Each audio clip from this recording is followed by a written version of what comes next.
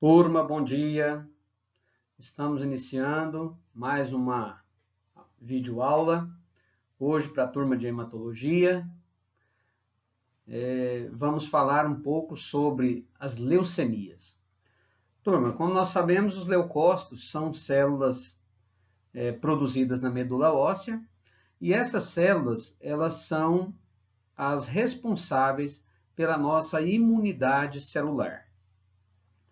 A nossa medula óssea, ela produz essas células de acordo com a necessidade. Todas as células do nosso organismo, com exceção dos neurônios, têm prazo de validade. Elas nascem, fazem a sua função, morrem e nascem outras, né?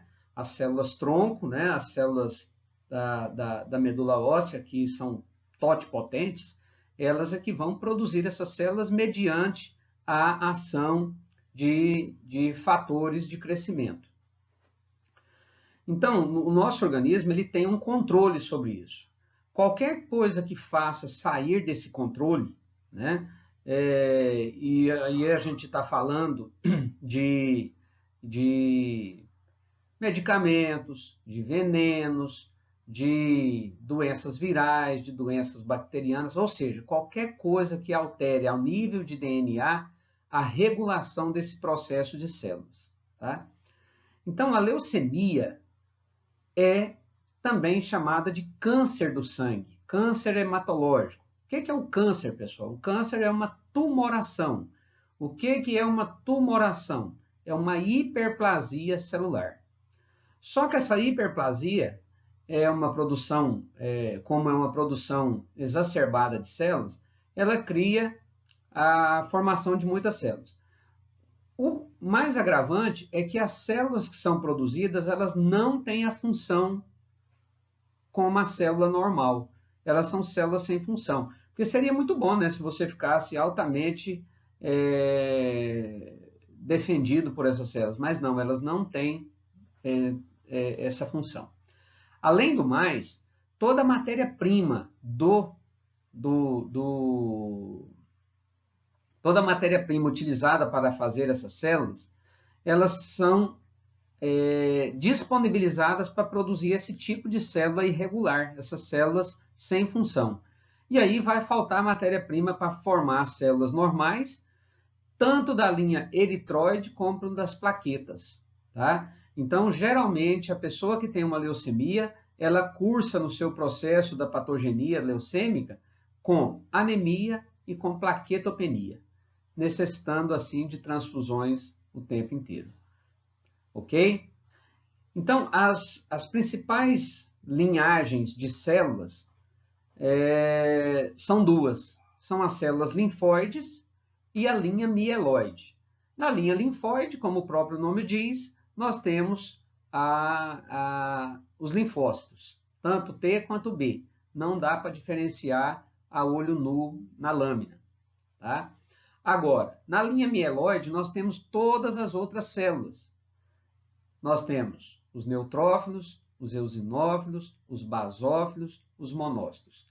As leucemias que a gente mais tem são as de neutrófilos, mas nós podemos ter leucemia por eosinófilos, por basófilos, por monócitos, ok?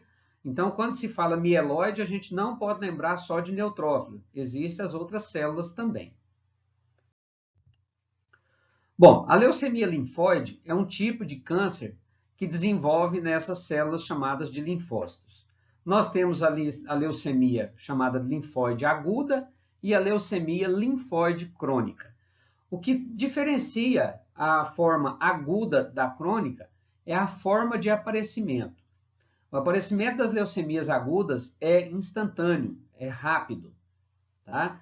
Já as leucemias crônicas é um aparecimento mais lento. A leucemia linfóide aguda, geralmente, ela tem a presença de muitas células jovens. E naquela linhagem lá da hematopoiese, vocês se lembram lá daqueles slides, se não lembrar, voltem lá atrás, nós temos a presença do tal dos linfoblastos. Tá? Quando se fala em blasto, é porque é célula jovem. Não é normal que essa célula venha para a corrente circulatória. Essa célula não está madura ainda o suficiente para exercer as suas funções. O que nos fala na lâmina, na extensão sanguínea, que uma célula é blasto, é a presença de nucleolo. Pessoal, nucleolo, se vocês olharem nessas células aí, ó, vocês vão ver um redondinho branco, esbranquiçado, dentro da cromatina, dentro do núcleo, tá? E isso é o que nós chamamos de nucleolo. Essas células mais escurinhas que vocês aí estão vendo, são linfócitos normais. Olha o tanto que o linfoblasto ele é maior do que o linfócito normal, tá? Essa é outra característica que a gente observa na lâmina. E depois, lá no laboratório, quando fizermos nossas aulas práticas, vocês vão ver também essas células que a gente tem lâmina para mostrar para vocês. Então, esse câncer de sangue da medula óssea, ele ocorre quando as células anormais em parte do seu corpo começam a crescer de forma sem controle. Essa leucemia linfóide aguda, ela é comum não, ela acontece mais na infância, o que não impede de adultos terem leucemia linfóide aguda, é só uma estatística, tá? Ela atinge tanto sexo masculino como sexo feminino, e o que a gente chama a atenção é a presença dessas células imaturas, os linfoblastos, na corrente circulatória, tá? É uma doença que tem mais chance de cura, tá? Ela é uma doença que a evolução dela tem um bom prognóstico, tá? Precisa de acompanhamento médico, mas precisa. Quais são os sintomas? Dores nos ossos, dores no corpo, né? Fadiga, febre, perda de apetite, suor noturno, ou seja, sintomas de fraqueza. E aí, devido à falta de plaquetas, o camarada vai ter sangramentos espontâneos, principalmente nas gengivas, tá? Sangramentos nas narinas, né? A epistaxe, tá? Além disso, o camarada pode ter paralisias do nervo craniano e isso pode levar o camarada a ter enrijecimento de algumas partes da cabeça e pescoço, tá? Bom, quais são as causas? Quimioterapia. A gente sabe que os quimioterápicos, eles alteram o DNA. Cigarro, como é uma doença que atinge mais crianças, as crianças geralmente não fumam, mas se elas convivem com fumantes, elas fumam de forma passiva, então pode ser uma das causas. Obesidade, tá? Pessoal, as células gordurosas, por si só, elas causam processos inflamatórios, tá? A obesidade é doença, então ela cursa também com a chance de poder desenvolver uma leucemia. Outra coisa são transtornos genéticos, né? Por algum motivo, há uma alteração genética no DNA celular e ele começa a se dividir de forma equivocada, tá? E também o sistema imunológico debilitado, pode ser outra causa também do aparecimento dessas anemias. O diagnóstico é feito com um exame clínico, né, em que o médico vai ouvir as reclamações do paciente que cursa com aqueles sintomas que nós falamos ali atrás, né? E esses sintomas o camarada pode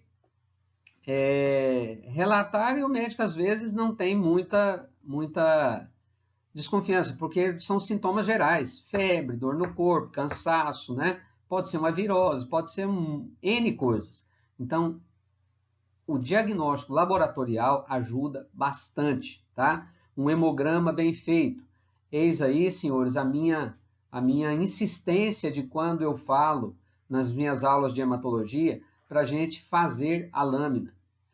Os equipamentos automatizados, os mais modernos, os mais atuais, às vezes ainda podem reconhecer esse tipo de célula, mas aqueles equipamentos menos sofisticados, eles podem contar essas células como monócitos, tá? O tamanho é o mesmo e não vai dizer se o camarada tem essa leucemia ou não. Então é importantíssimo fazer a lâmina, fazer a leitura no microscópio do esfregaço sanguíneo, tá? Bom, de posse de um hemograma com suspeita, o hemograma ele não fecha diagnóstico. Quem vai fechar diagnóstico é o mielograma, que é a biópsia ou a punção da medula óssea. Geralmente se faz isso ou na crista ilíaca ou se faz no osso externo, tá? Que são ossos mais acessíveis, menos densos, né? Assim, menos difícil de ser acessada a medula óssea, são ossos mais macios, e por isso é ali feito. Aí vocês estão vendo aí uma coleta de medula, né? Nessa fotografia que tem aí no slide, tá? Também pode ser feito exame de genética, né? De cariótipo banda G, que vai determinar a alteração a nível de cromossomos. E pode ser feito também uma imunofenotipagem, que é a qualificação dos tipos de fenótipos que o camarada tem com relação aos imunocomplexos. Como é feito o tratamento da leucemia? A primeira coisa é tentar matar essas células, tá? E aí entra a quimioterapia. Defeito desse tratamento, ele mata tanto células boas como células ruins, tá? Como células leucêmicas. Então ainda não tem um medicamento que consiga matar somente as células leucêmicas. Isso está sendo motivo de estudo em várias regiões do mundo, né? Encontrar medicamentos que destruam somente as células leucêmicas. Outro tratamento é a radioterapia, também com a intenção de matar a medula óssea, tá? Defeito, ela também mata tanto as células boas como as ruins, e a gente sabe que tanto os quimioterápicos como a radioterapia pode desenvolver outros tipos de câncer. Então, é um tratamento que tem que pesar o benefício e o malefício, tá? Imunoterapia, que é a injeção de imunoglobulinas, tá? Que também tem o seu papel no tratamento. E o tratamento mais eficaz é o transplante de medula óssea. Ou seja, você mata a medula óssea do camarada inteira, tá? E pega uma medula óssea normal de outro paciente e coloca no seu sistema hematopoético, né? No local onde tinha a medula óssea antiga, e ela vai proliferar ali e vai começar a fabricar células normais. Esse é o tratamento mais eficaz que tem, é o transplante. Bom, leucemia linfóide crônica. Essa leucemia, ela cursa com o aparecimento de células normais, tá? Ela não tem leucocitoses muito aumentadas, tá? As leucocitoses são baixas, e a gente precisa entender que dentro das leucemias, mesmo ela sendo crônica, não quer dizer que ela tenha só células maduras, ela tem também células imaturas. Veja no slide aí, essa célula mais clara, ela está mostrando aí, ó, os nucléolos, mostrando que ela é um linfoblasto, tá? Então você tem linfócitos normais, esses mais escurinhos, e esses dois mais claros são linfoblastos, tá? Então ela ocorre em virtude de uma lesão adquirida, ou seja, ela é não hereditária no material genético de um linfócito da medula óssea. Essa célula passa a proliferar sem controle e invade diferentes tecidos do sistema sanguíneo, tá? Então, é em virtude de uma lesão adquirida, radioterapia, alguns medicamentos, né? E aí pode acontecer isso. E mesmo radiação solar pode levar a isso. Essa leucemia linfóide crônica, geralmente, ela afeta pessoas com mais de 50 anos, tá? Não há registro estatístico de acontecer em crianças, tá? Mas pode acontecer. Ela não é hereditária, mas ela é adquirida durante a vida. Sintomas. Sintomas da anemia, tá? Estamos falando de leucemia, mas quem tem leucemia tem anemia. Cansaço, perda de peso, febre, sudorese noturna, aumento de linfonodos, né, que são as famosas ínguas, né, ou infartamento ganglionar, a mesma coisa, e sensação de saciedade, cheio, tá? O diagnóstico clínico é a observação desses sintomas, e o diagnóstico laboratorial é o hemograma, a imunofenotipagem, a citogenética, o mielograma, tá? Mielograma é um exame que é realizado por médico patologista ou médico hematologista. Nós não temos a tutela para poder realizar esse tipo de exame. Embora alguns biomédicos podem e farmacêuticos podem aprender a fazer, mas nós não podemos firmar o laudo. Tratamento. Nem sempre é necessário no início, porque ela é uma doença de evolução lenta. Ela é uma doença de evolução lenta. Desculpa aí, gente. Ela é uma doença de evolução lenta. Ela é uma doença de evolução lenta. O tratamento, às vezes, se faz a quimioterapia. O transplante de medula óssea, geralmente em pessoas com mais idade, ele não é recomendado, né?